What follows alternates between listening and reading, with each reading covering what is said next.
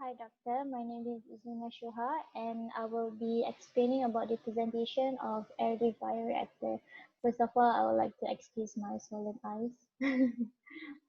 The materials that we have used is urea broth and microorganism is lipase producing recombinant E. coli BL21DE3. And the methods is the first inoculum preparation. This method involves obtaining the bacteria in optimal condition that is compatible with the inoculation process into the cell culture. Recombinant E. coli was used to inoculate for about 10 ml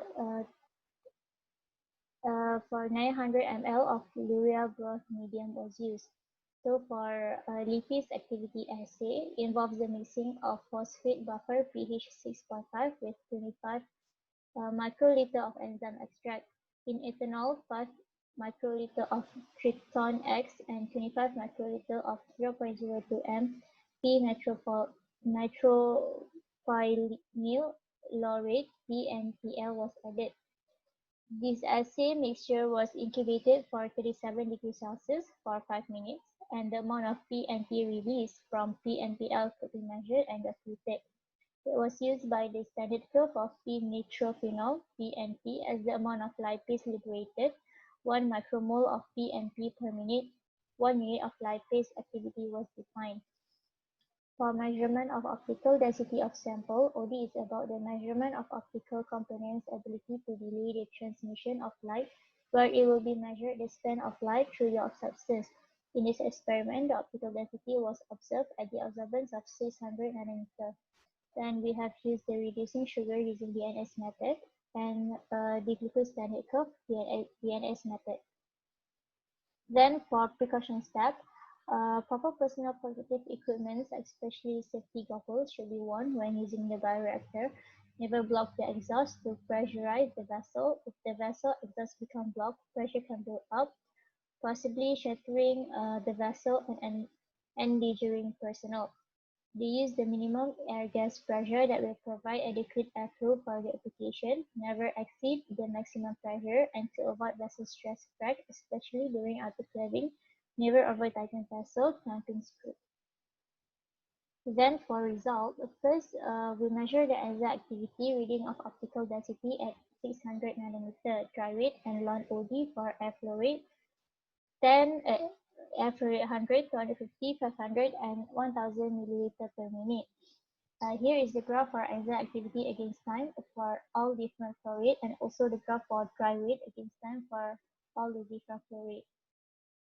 Then for the graph, here is the graph for enzyme activity optical density OD, dry rate against time at air flow rate of 100, 200, 500, and 1000 milliliter per minute, and also the graph of ln optical density against the time hour at air flow rate of 100, 200, 500, and 1000 milliliter per minute.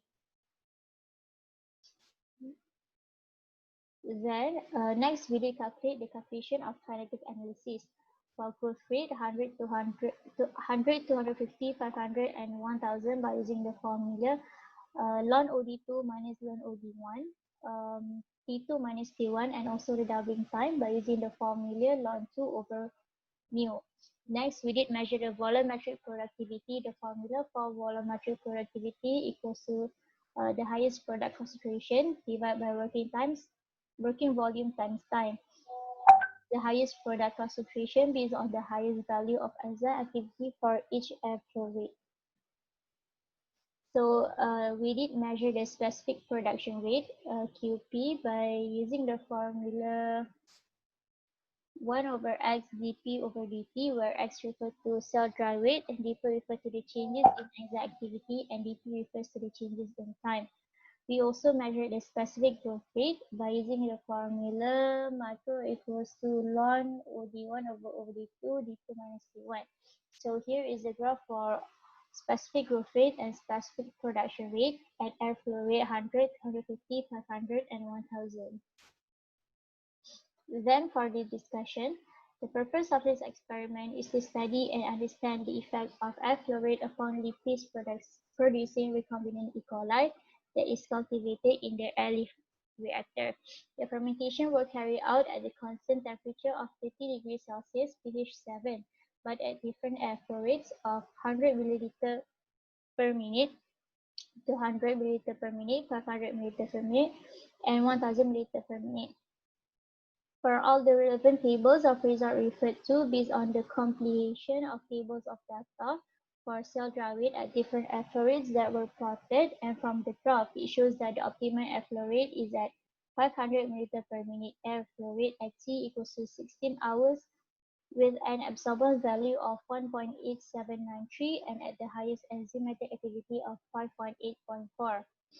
This is because it has been stated that improving aeration rate has a positive effect on enzymatic activity from aerobic microorganisms, but if too high aeration is applied, it may cause disruption in enzymatic activity due to the high shear stress, which potentially disrupt the cell, hence lower down the concentration of biomass.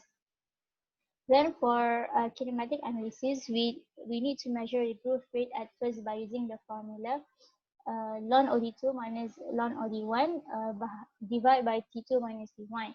The exponential of ln OD was taken for the calculation of the growth rate of the culture.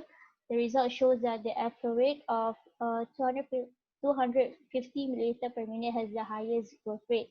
There are also a few factors that affect the reaction rate, which were the first one is dry weight and biomass and enzymatic activity. So the higher the airflow rate will give the higher aeration and cell density, but extreme air can reduce the growth rate of the common E. coli.